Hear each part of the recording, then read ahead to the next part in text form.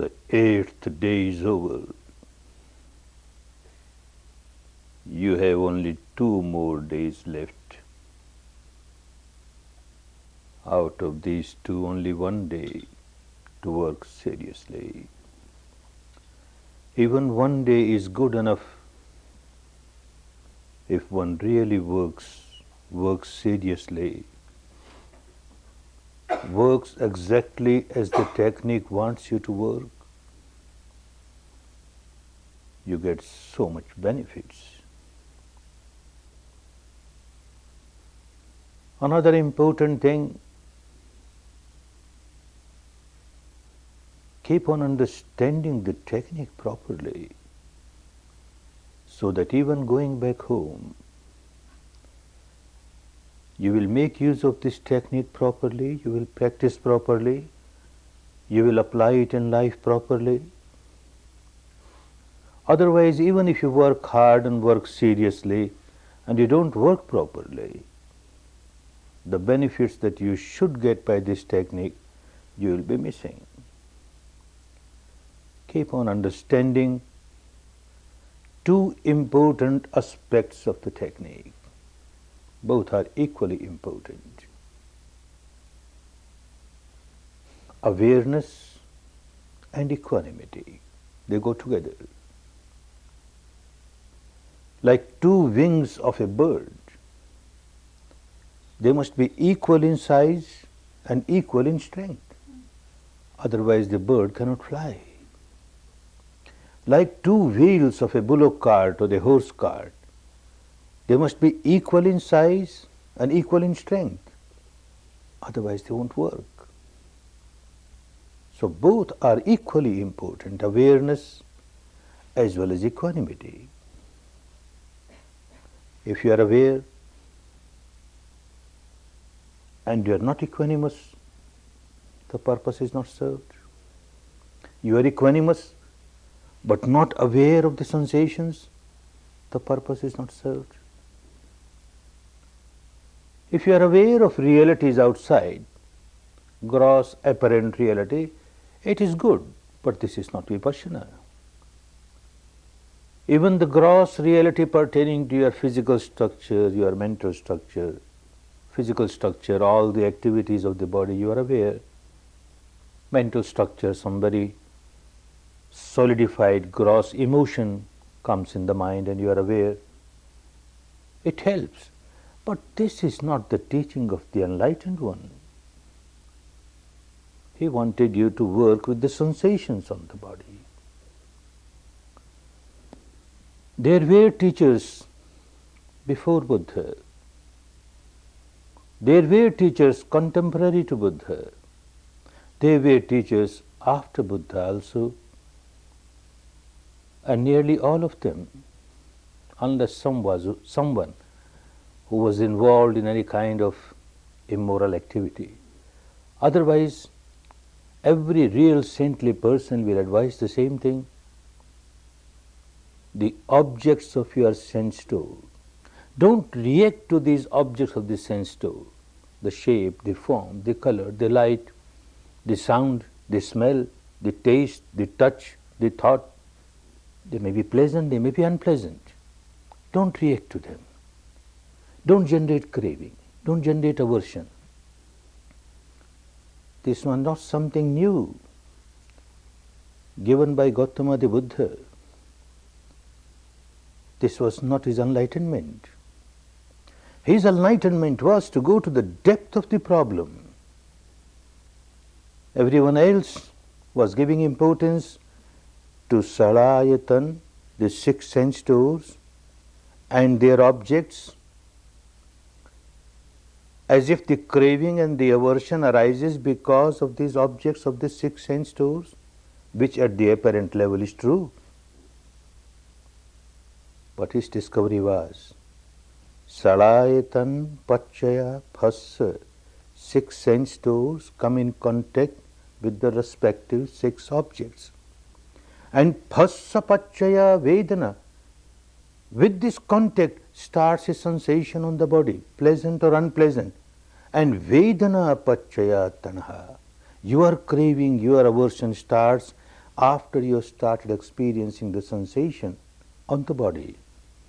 That link was missing. So people kept on practicing to come out of craving, to come out of aversion, but it was all at the surface level. The root was never touched. They didn't realize that they have to go to the level of the sensation on the body to take the root of the impurities out. This was the contribution of Gautama the Buddha to the mankind, to come out of their misery from the depth level. And if we miss this, then awareness is not complete awareness. Awareness of the sensations on the body and equanimity towards the sensations, pleasant or unpleasant. These are the two wheels of this cart. These are the two wings of this bird. Both must be equal in size and equal in strength for your progress. You started observing your respiration and observing respiration on a small area. When he wanted you to do this, there was a meaning behind it. If you work on a bigger area, then mind will not become that sharp. Then only the mind will feel very gross sensation here, very gross sensation here, some pain here, some pressure here, some heat here, but can never become sharp. The smaller the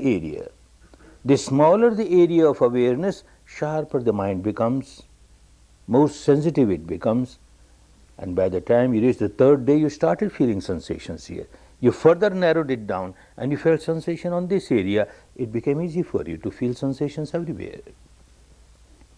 This is a very important station of the path of liberation. One has to reach this station where one feels sensations everywhere, gross or subtle, but everywhere. No part of the body should remain blind or blank. That means without any sensation. Sensation is there all the time, everywhere. But your mind should become sensitive enough to feel them. Very important station. But you can't do anything, you can't force that. It just happens naturally. Your job is to keep moving, stay where there is no sensation, stay for a minute, keep moving, stay for a minute. Very patiently you find your mind is becoming subtler and subtler, is becoming more and more sensitive, and it starts feeling everywhere. Second important station, again very important station, the dissolution of the entire structure, mind and matter. It turns into mere vibrations. Vibration, he called it bhanga. Bhanga means dissolution, total dissolution. Again, you can't do anything. Let it happen naturally. You keep on observing, your mind becomes subtler and subtler, sharper and sharper, more and more sensitive. Automatically, the law of nature is such, the solidified, intensified, gross sensations, they start getting divided, dissected, disintegrated, divided, dissected, disintegrated, and they start getting dissolved, dissolved, dissolved. That is bhanga. You start getting a free flow of very subtle vibrations throughout the body. It's a very important station, and yet he says it is a very dangerous experience. Dangerous in the sense that having come through all the unpleasant, gross, solidified sensation, suddenly you come to this very pleasant flow of vibration. According to the old habit pattern of the mind, you start developing craving and clinging for it. Oh, so wonderful. And he says this is the danger, very big danger. One can remain equanimous with the unpleasant ones, expecting that they will pass away and I will start experiencing subtler ones as others have started experiencing. But when the subtler one comes, one gets so much attached to it. This is a stage very, very frightening, he says, very dangerous. One has to be very cautious not to develop any attachment to this pleasant sensation, otherwise the progress will stop, and not only progress will stop, regress will start, because you will start generating now craving, clinging, and whenever you miss this pleasant sensation, flow of subtle vibration is not eternal. It comes, it goes away. Again some very deep-rooted sankhara which otherwise would not have come on the surface. Because you started feeling a free flow of subtle vibration, because you reached the stage of total dissolution, then only very deep-rooted sankhara will come on the surface, which might be of the type, a very gross nature, and you start feeling again gross sensations, unpleasant sensations, and you feel so depressed. You start feeling, I am regressing, I had such a wonderful sensation and now look, it's missing, and now I am again with this unpleasant sensation. You have not understood Dhamma properly. You started playing games of sensations. This is what one keeps on doing the whole life. A sound, pleasant or unpleasant, a sight, pleasant or unpleasant, a smell, pleasant or unpleasant, a taste, pleasant or unpleasant, a thought, pleasant or unpleasant. Now similarly, a sensation on the body, pleasant or unpleasant, and you keep on reacting with craving, with aversion. What makes the difference? You have not understood Dhamma. In spite of repeated warnings, we see some students, of course few, but there are, who keep on taking courses after courses, courses after courses, but they don't understand the technique, they don't understand Dhamma. They keep on relishing the pleasant sensations, and they keep on having aversion towards the unpleasant ones. They keep on playing this game of sensation, game of sensation. This is not Vipassana, not at all. We have to be very careful, understand the essence of the technique properly, so that you work properly and you get the benefit of this technique properly. Unless you go to the root level, the sensation level, and unless you have equanimity at the sensation level, whatever sensation, every sensation, gross or subtle, pleasant or unpleasant, has the same characteristic of arising, passing. This is what you have to experience. When there is a solidified, intensified, gross sensation, then arising is clear. But after some time, sooner or later it passes away. It seems to stay for some time. It arises, seems to stay for some time and passes away. When this very intensified, solidified, gross sensation gets dissolved, turns into vibration, the characteristic remains the same, arising, passing, now with great rapidity. As it arises, so it passes. As it arises, so it passes. With great velocity, great frequency, characteristic remains the same. This characteristic must be very clear. Clear in your mind, look, it is changing. And therefore, no craving, no aversion, no craving. No. This is how you change the habit pattern of your mind. Otherwise, deep inside, this process of multiplication, sankhara after sankhara, every moment you generate some sankhara or the other. Because sensations are there every moment, so long as one is alive, every moment there is some sensation or the other.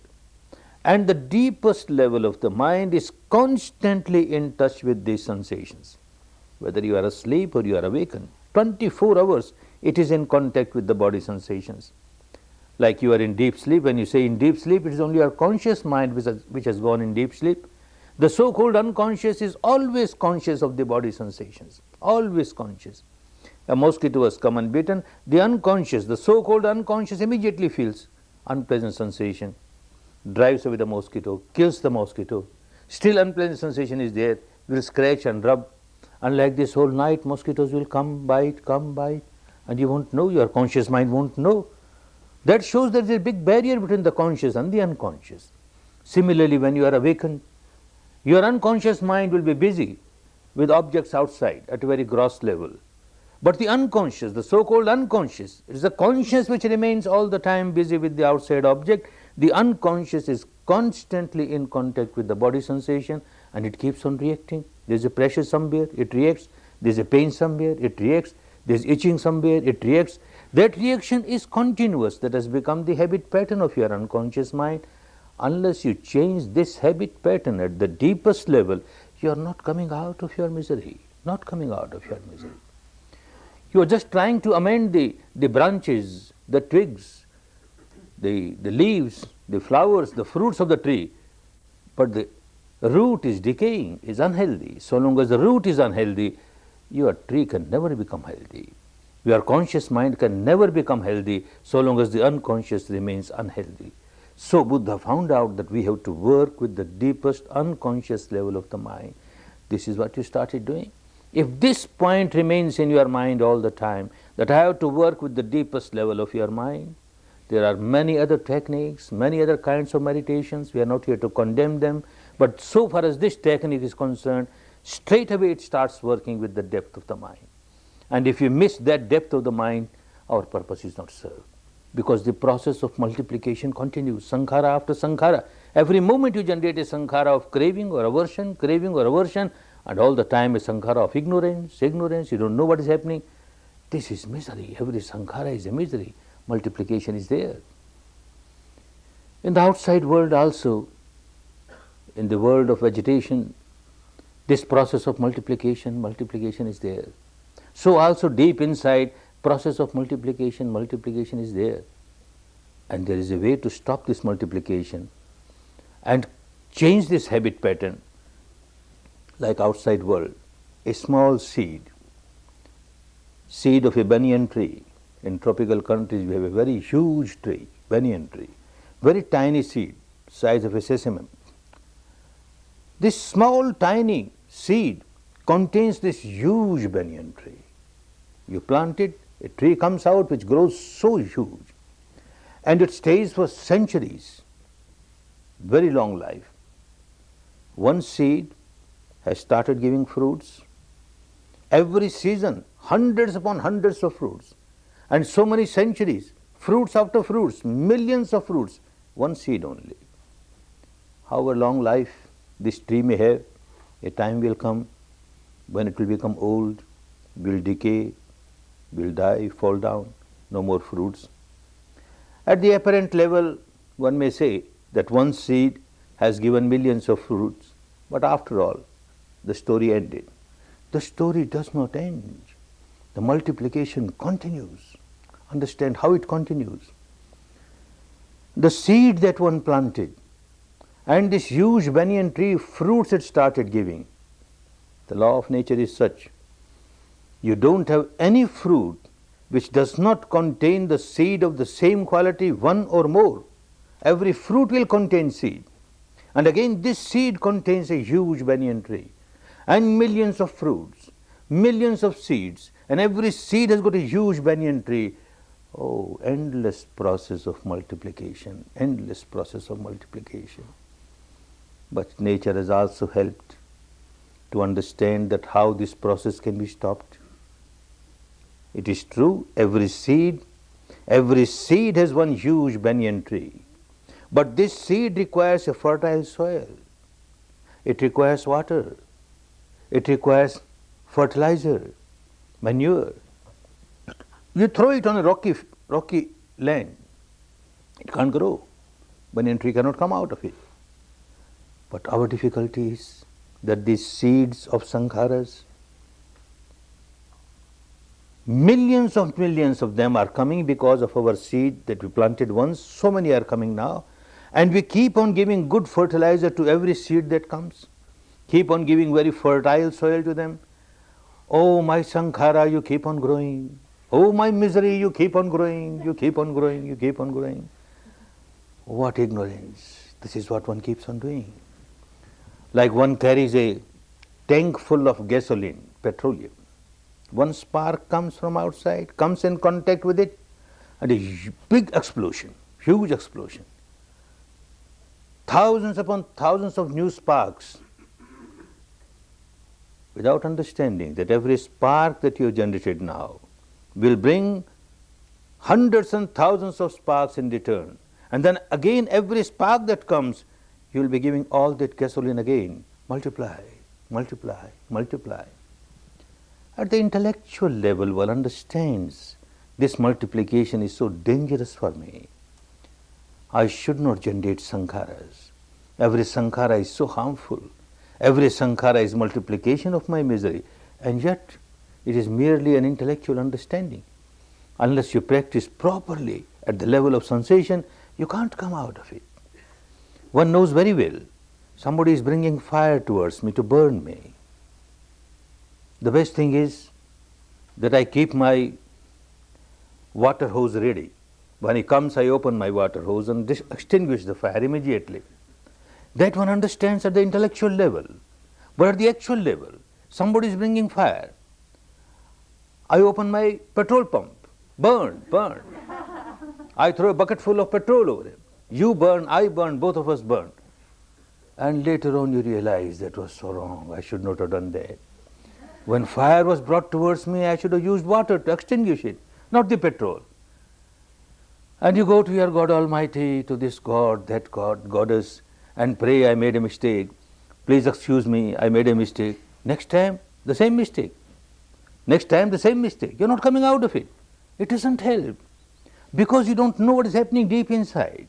Deep inside, there is always this volcanic eruption, always this negativity, the reaction of negativity, and you can't come out of it unless you start observing the sensations on the body. You have to feel the sensation, one important part of the technique.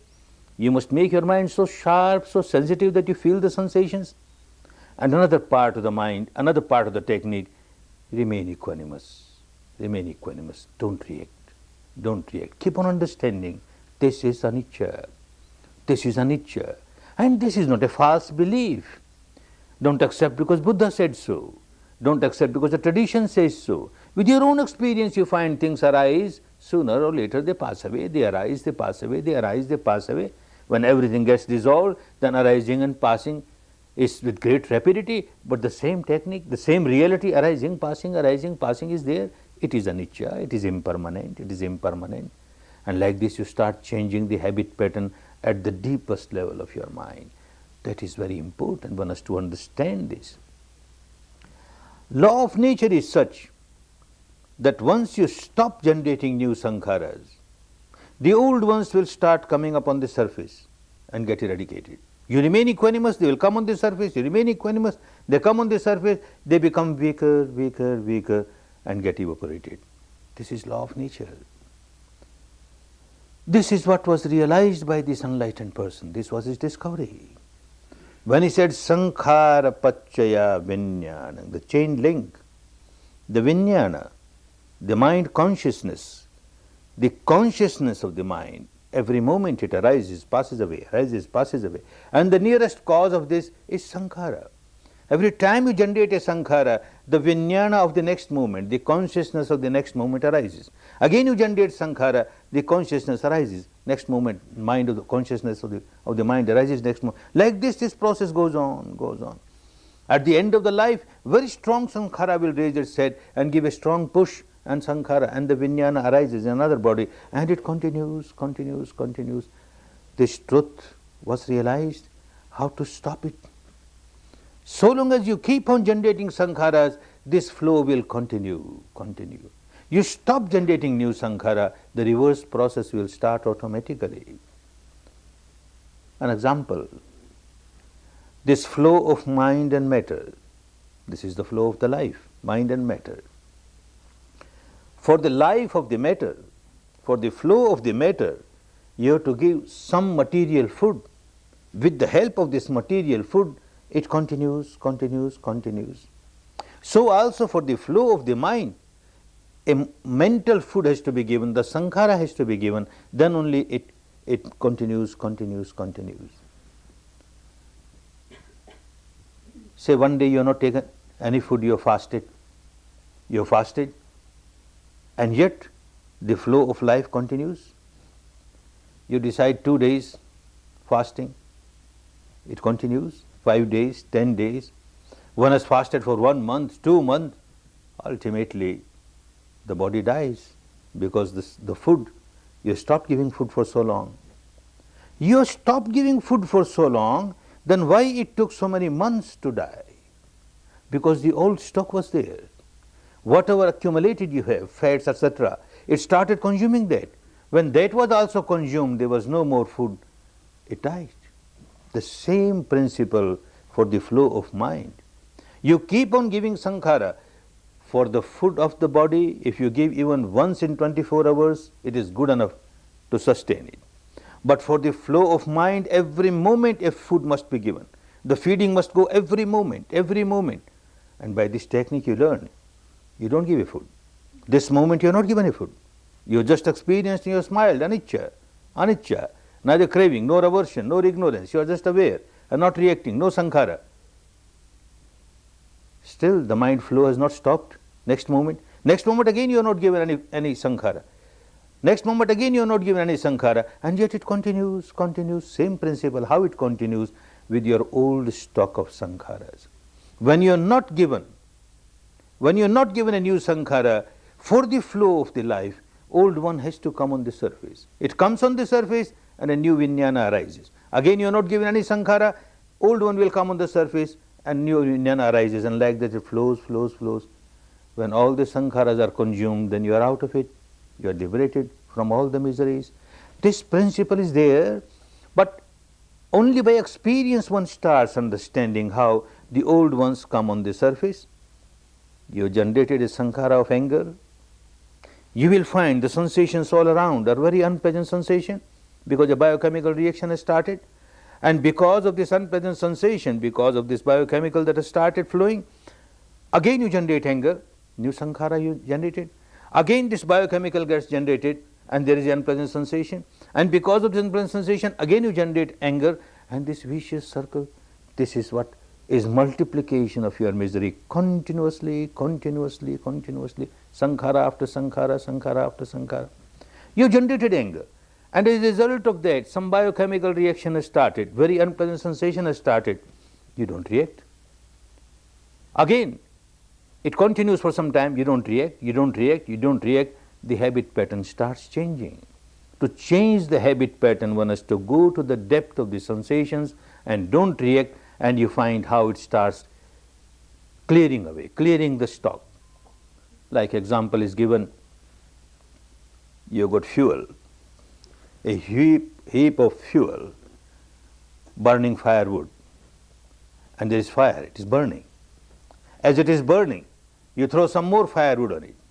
It is burning, you throw more firewood. The new firewood that you are giving to it, the fire starts consuming the new one, and the old one remains deep inside. Layers after layers, it goes increasing, and the new one comes, and the new one comes. You stop giving new fuel. The fire is consuming. Sooner or later it will consume the whole thing, and you will be out of it. People understand it in different ways, how the old ones get eradicated. The fact is, it gets eradicated. How it gets eradicated? A research scientist of this part of the world came to my teacher about 30 years ago. He was a friend of my friend, so common friend. He came, he learned that in Burma there is a technique and there is a teacher who teaches you to come out of the habit pattern of negativity and live a peaceful life, harmonious life. All the accumulated defilements of the mind get eradicated by this technique. And being a scientist, he wanted to examine it, how it happens. He came. My teacher, normally a new student is not given more than 10 days course, but somehow he made a decision that this is a reserving case, gave him a longer course straight away. And 10 days Anapana. He was working on that. And reaction started. So strong reaction, at times you will see that he is jumping about 6 inches from the floor while he is meditating. And my teacher keeps on smiling. One day he tells me, you go and see how he is meditating. In the cell, each individual has got a meditation cell. Through the louvers I see. And I see that he is standing on his shoulder and whole body is shaking as if he is possessed by some ghost. What's happening? I went and told my teacher, what's happening? And he smiled and he laughed. He said, let it happen. Good. It's good for him. And he carried on. And later on we came to know that he is the research scholar of skycraft. He has discovered and made continental ballistic missiles with nuclear heads. Such a person, what kind of sankhara? Creating hellfire for millions of people to die, what kind of sankhara? It has to come that way. And my teacher is smiling, let it come, let it come. At the end of the course, he feels so light, so happy, it's wonderful. And my teacher says, good, all that stuff came out and you are lighter now. He says, I am lighter, this is the fact. I feel happier, this is the fact. But I can't understand that my impurities, my defilements of the mind came out of these sensations. How can I accept it? My teacher laughed, said, good, don't accept. Buddha also used to say, don't accept. Don't accept just because I say so. Don't accept because the tradition says so, the scripture says so. You keep on experimenting yourself. And when you understand with your own experience and you find that yes, this is true and this is good, then only accept it. And he went back home. And he writes a letter after a few days that this meditation has given me so wonderful result. I was such a short-tempered person, so much of tension in me, always having very cross relations with those who were working under me or my superiors, and even didn't have very good relationship with my wife. Now everything is changed. And I understand not that everything is changed, I am changed. A big change has come in me. And I find everywhere, it is so good, it is so good. Yet I cannot understand what these sensations have got to do. How my impurities went away by sensation. I am a scientist, how can I accept it? After a few years, he came again, worked again for a long course. And going back home, he writes a long letter with a big article. He is a metallurgist, specialist in purifying the metal used in the spacecraft, etc. He says, we have got a principle, a theory. A particular metal has to be purified, it must be ultra pure. Even one particle, one molecule in a million molecule should not be a foreign molecule. It must be 100% pure, ultra pure. And for that, we melt it, then we take out a ring which is 100% pure. And this hot ring, we pass over this rod-like shape of this metal which we want to purify. And this ring, because it is pure, it develops some kind of magnetism and it starts pulling out all the impurity from this rod. All the molecule, even one in a million, cannot stay, it has to go out invisibly. And the molecules which are there, they are in so much order, it gets so much strength. Oh, this is what Buddha found out. This ring of pure consciousness moving from head to feet and feet. If this ring is not pure, it doesn't work. If this ring is reacting, craving, aversion, it doesn't work. But because it is pure, it is not reacting, no craving, no aversion, it keeps on purifying. This is his way of understanding. Different people understand in their own way. But the fact is that it does purify. Somebody comes to me and tells me, well, there is a principle of these batteries with charged battery. We keep on charging. It gets charged. We stop charging. We do nothing. And it starts getting discharging automatically. We do nothing for discharge. We just stop charging. Oh, this is also one principle. Somebody comes and tells me, you see these toys where you have these, you twist the, you wind, you keep on winding, and then you leave it, and the toy will dance something, and then it unwind it automatically. For unwinding, you do nothing. You just keep on winding. And Buddha gave one example. Like you have a rope, two ends of the rope, you keep on twisting, and suddenly leave it. It will get opened up. This is law of nature. You stop generating new sankharas, the old ones are bound to get eradicated. You keep on multiplying, you keep on generating new sankhara after new sankhara, the process of eradication cannot start. There is always a process of multiplication, that means process of your misery multiplied. Every time the sankhara is multiplied, every time your misery is multiplied. So simple to understand and yet so difficult, people forget it. And they keep on generating sankhara after sankhara, misery after misery. This is what one has to learn. Be aware of the sensations and don't react to the sensations. The awareness of the sensations and not reacting to the sensations. So simple. This is the technique. You miss this and do anything else, then the result will not be there. You be with it and the result are bound to be there. Little by little, your own experience will say that. Like a ordinary housewife, she buys some soap or some detergent, the dirty linen is there, you use the soap, the dirt goes away. It is not the job of that housewife to see what chemical was there in this soap which went against the dirt and how it was purified. This is the job of the research scholars, the scientists, let them do. But for the ordinary person, the misery is there, the suffering is there. Because of this habit pattern of generating sankharas after sankhara, you stop generating sankhara and you find you are coming out of your misery. Your habit pattern is changing. People who are very much addict of their anger, they are coming out of their anger. Addict of passion, they come out of their passion. Addict of any kind of impurity, they start coming out of it. The result is there. So the proof is there because you experience it, and you accept it only when you start experiencing the truth, the result which is good for you.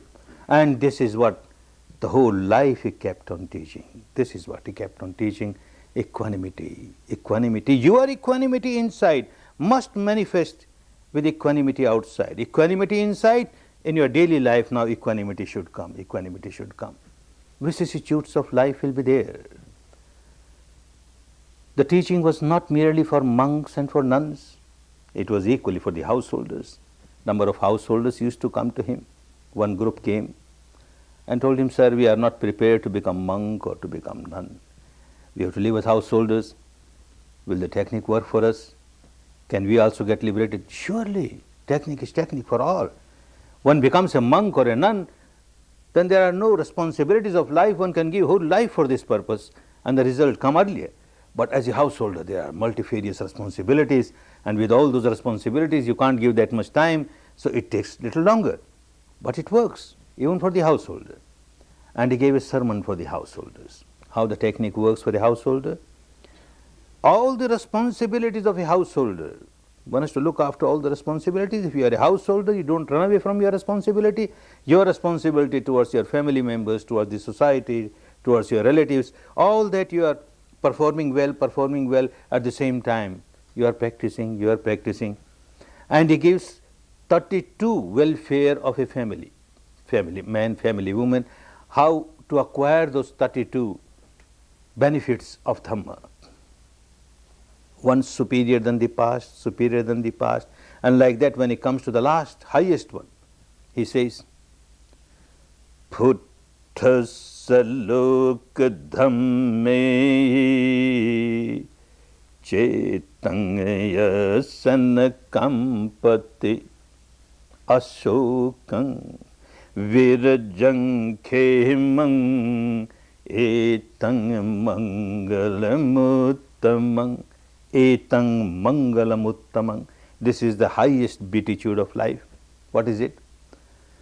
Puttassaloka dhammehi. When you come in contact with the vicissitudes of life, ups and downs, and everyone has to come in contact with vicissitudes of life. Chittang yassana kampati. And your mind does not get shaken. It remains firm, balanced. Ashokam. You don't start crying.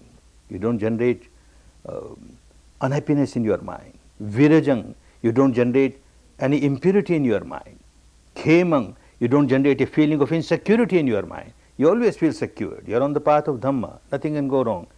This is the highest beatitude. Equanimity with all the vicissitudes of life. All the vicissitudes of life. Especially when unpleasant things are happening in the life. It is easy enough to be pleasant when the life flows along like a sweet song. But the man worthwhile is a man with a smile when everything goes dead wrong. And everything goes dead wrong so many times in our life. Everything goes dead wrong. Everything goes dead wrong. Yet you have to smile, not like an actor or an actress. Smile from inside. Because the sensation will be there. Very unpleasant sensation will be there. And you smile at the sensation. Anicca, you are also anicca. You are also anicca. Let me see how long you last. And this is what the Buddha's teaching is. Law of nature is. Remain equanimous in every situation, all the vicissitudes of the life, and you find wonderful. Even in his own life, whatever he was preaching, he was practicing himself. In his own life, even an enlightened person has to pass through vicissitudes of life. Ups and downs are bound to come. He started teaching this Dhamma to 5 of his friends, companions. which spread to 50, which spread to 500, to 5,000, and like this started spreading. Nearly the entire population of northern India started practicing this in his lifetime. People get benefit. Some remained very much against him, partly because they didn't understand what this person is teaching. They thought perhaps he is teaching something against our religion, our tradition, and our religion will get finished by his teaching. And partly because it was a question of livelihood for them. They were priests. And his teaching, if people start following his teaching, there is no more rites, rituals, religious ceremonies, nothing. You just observe yourself and purify yourself and live a healthy life, happy life. What these rites and rituals will do. And if there are no rites and rituals, they will miss their livelihood. So opposition was there. How to stop his preaching? There was one way in those days. There used to be big debates, public debates, and lot of hooliganism was there, Gundaism was there. People will come with large number of their followers and shout, and there is no actual debate. It's more rowdyism, but still that was popular there. And if somebody is defeated, then his teaching people won't accept. So they will come to fight with him, to debate. But when they come to the gate of his ashram, they start scratching their head. He's a very intelligent person, how to debate with him? Not easy even rowdyism, because he answers so calmly. Let us make our points, how to discuss, what to debate. And let one of us will be a leader, you be a leader, you be a leader. Somebody says, all right, I'll be a leader. Let us jot down all the points. Jot down all the points. You don't carry long matted hair on your head?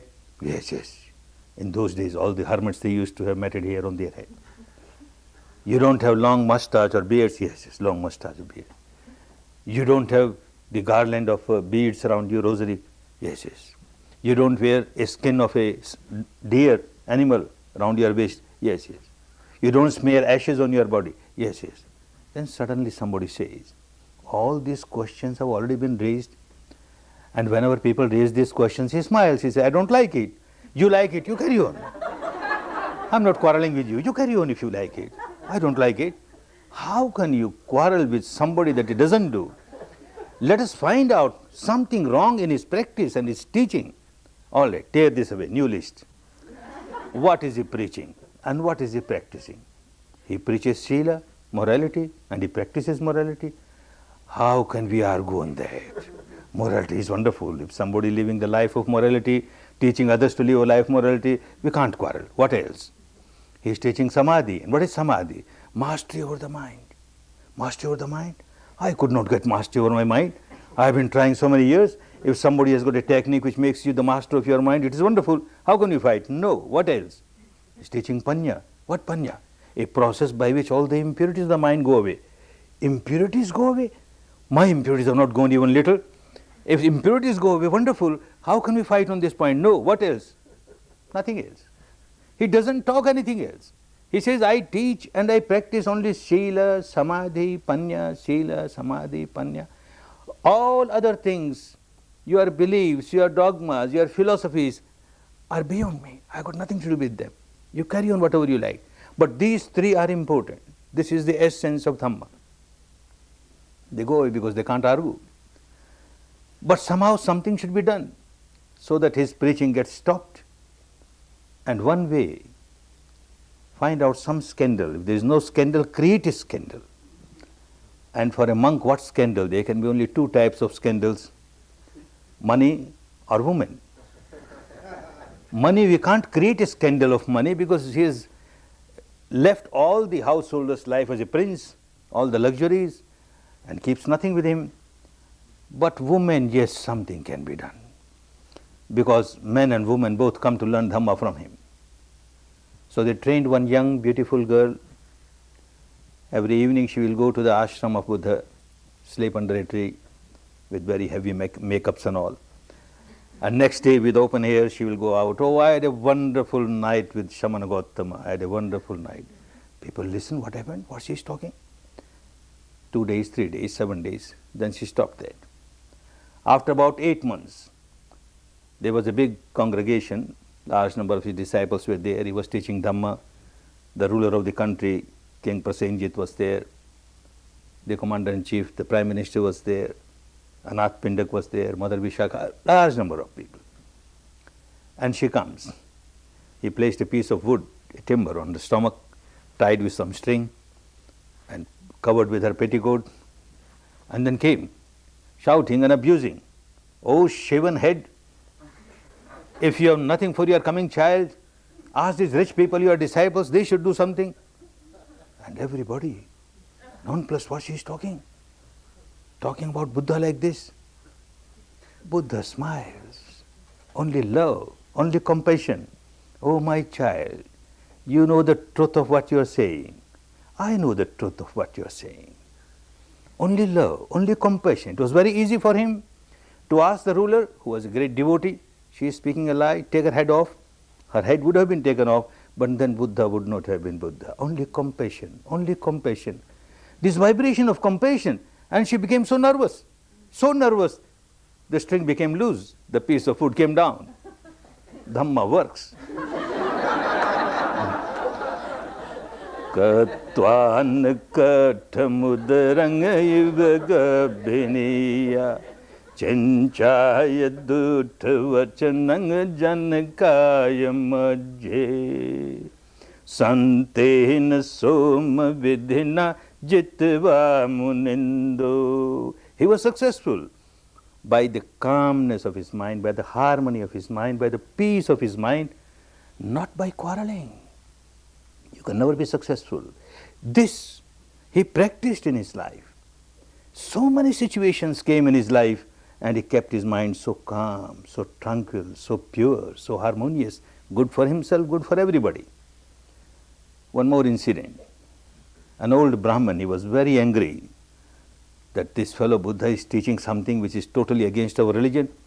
My own family members, my sons, my daughter-in-law, they've all stopped these rites, rituals, ceremonies, and they sit in a corner and do this respiration, sensation, what they are doing.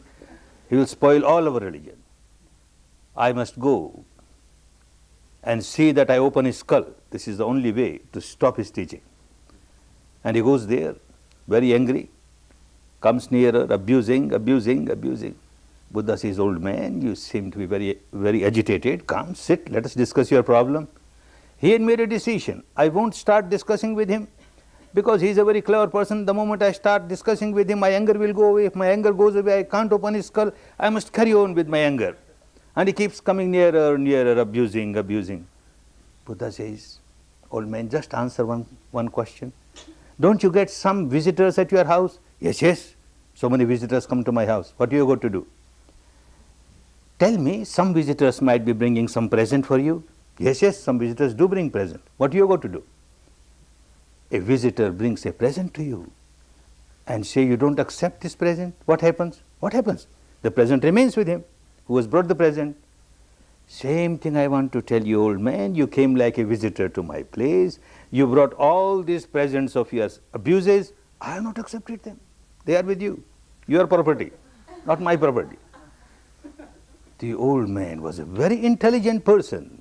Only the small veil, curtain of ignorance which did not allow him to understand the truth. This curtain got broken and he started understanding. How is it? The whole life people bring presents to us. Present of one abuse. In return we give 10 presents. He brings 10 presents, we give 100 presents. This exchange of presents, you be unhappy, I be unhappy.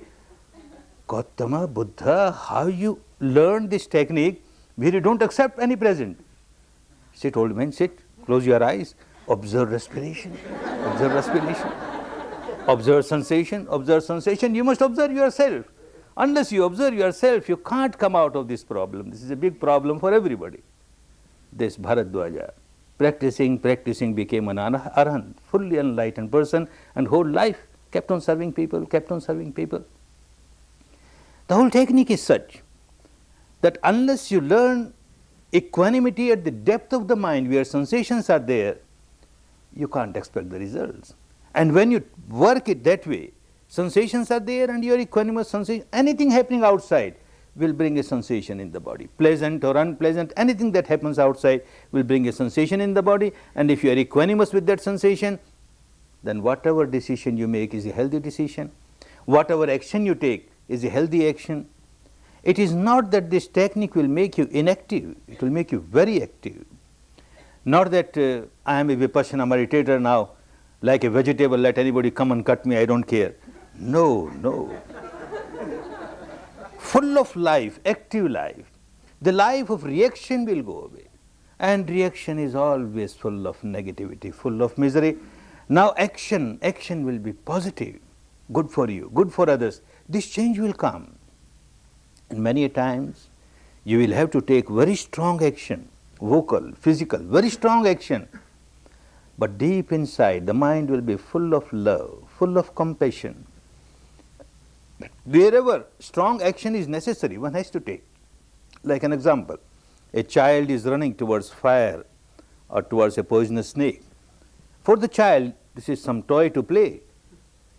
You can't allow. You use all your force and keep the child away. The child will be crying, the child won't like it, but you have to keep the child away. There is no anger towards the child. There is only compassion. There is only goodwill. You want to help the child, but you have to use the strength. Like a very strong person, an aggressor, is harming a weak person, an aggressed person. And you say, I am a Vipassana meditator, I don't care. They suffer for their own karmas. No, Dhamma won't teach you that. You will take very strong action. You will stop this aggressor from taking this wrong action. If you are not a Vipassana meditator, then also you would have taken such an action, very strong action against the aggressor. But then you would have very much compassion towards the aggressed, the weaker one, and very much anger towards the aggressor. Now it is different. You have got compassion for the one who is weak, but you have got more compassion for the one who is the aggressor. Ignorant person, he does not know what he is doing. He is not only harming this weak person, he is harming himself also. He is generating so much of negativity, so much of ill will, and that goes against him. He doesn't understand. And he is so ignorant. He doesn't understand the soft language. We have to use hard language. This is what he understands. This is the only language he understands. You have to take hard action, very strong hard action, but full of love, full of compassion. First you have to examine yourself. Whenever you have to take hard action, you have to examine yourself that these are the sensations, because of the situation outside, these are the sensations, and I am not reacting to sensation. And this very person against whom I am going to take hard action, I have got compassion, nothing but compassion, nothing but compassion. Then yes, the technique has started working for you. Many incidents in the life of my teacher Siaji U Ba Khin.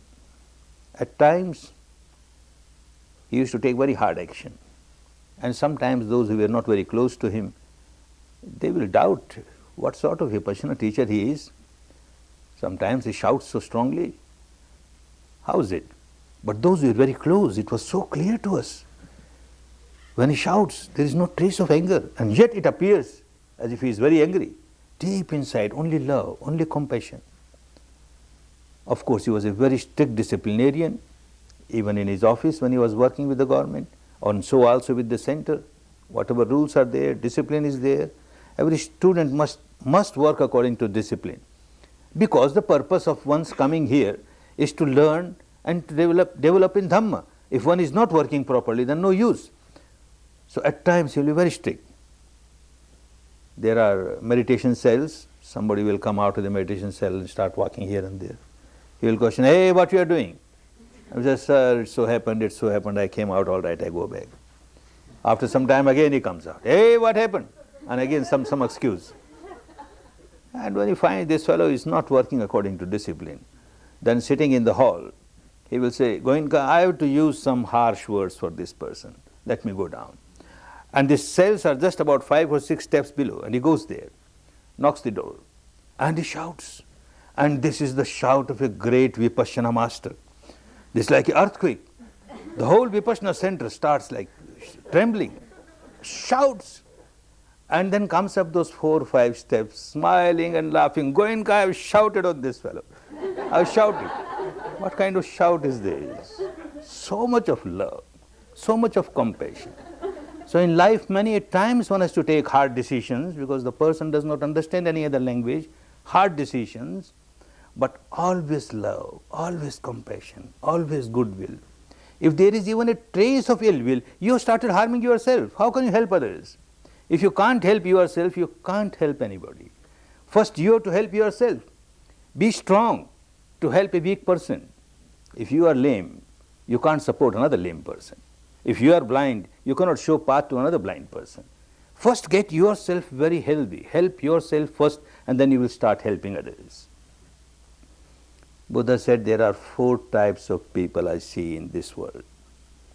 One group of people like running from darkness towards darkness. Another group of people running from brightness to darkness. Third group of people running from darkness towards brightness. And the fourth group of people running from brightness to brightness.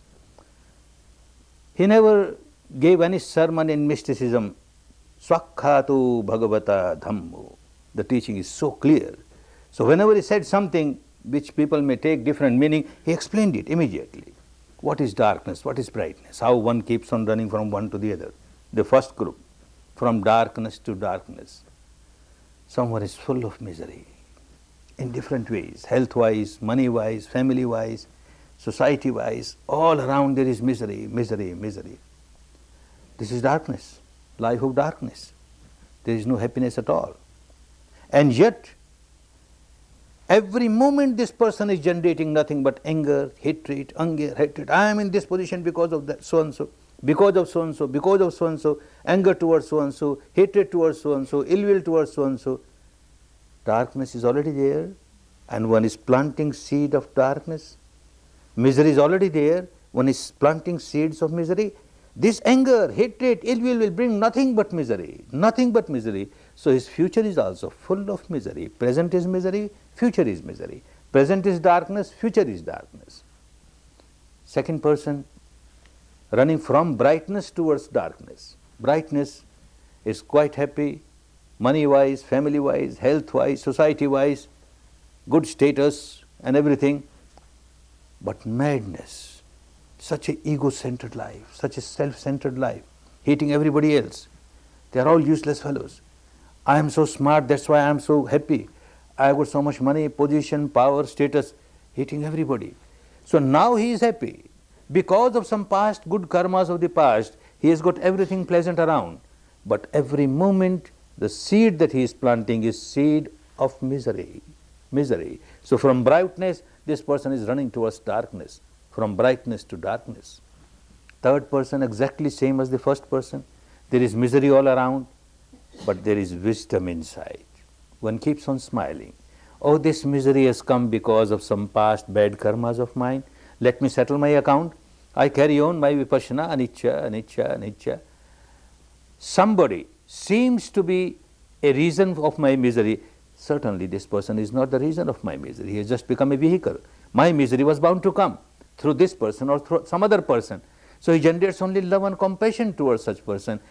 He is planting seed of love, of compassion. Now there is lot of darkness, but future is brightness, brightness. Sooner or later this darkness will go, and then only brightness will come. The planting of the seed now is seed of brightness. It will bring brightness, will bring happiness. And the fourth, from brightness to brightness.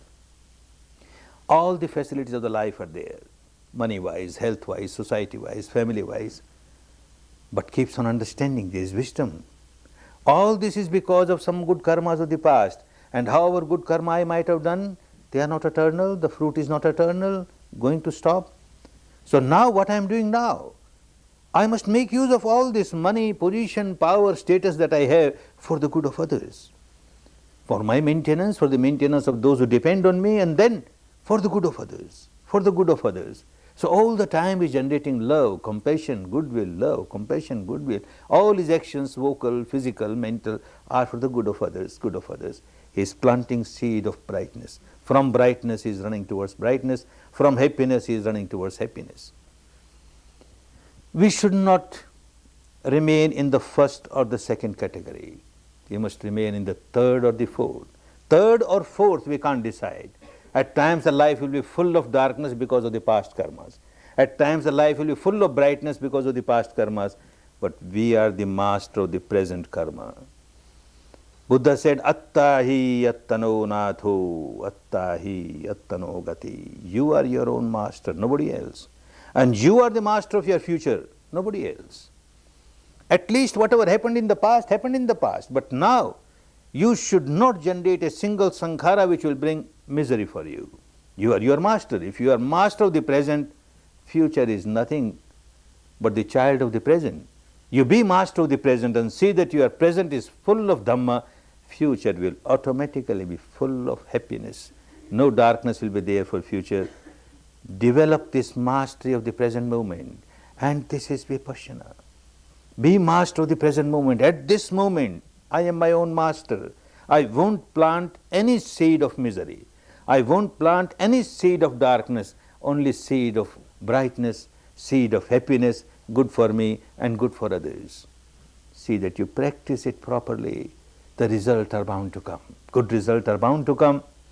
Understand the technique properly. The one day that you have to work seriously, take out as much defilements as you can and get established in the technique.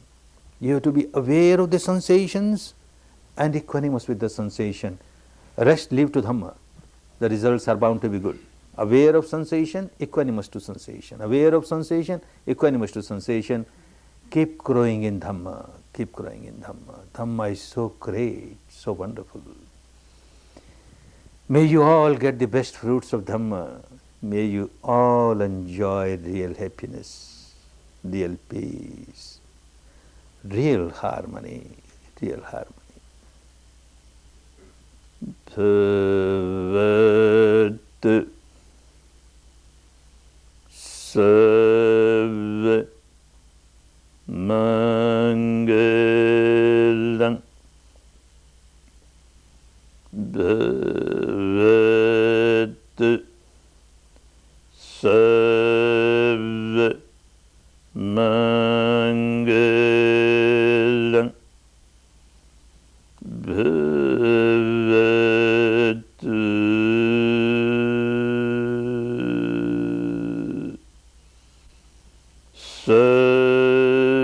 Sarva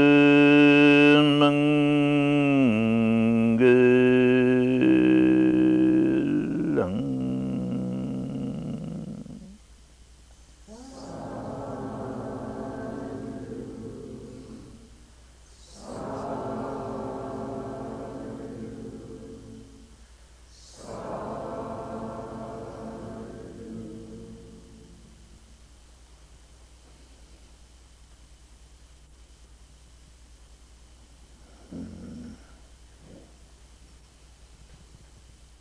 Good. You may take rest for about 5 minutes and then meditate further. Take rest for about 5 minutes.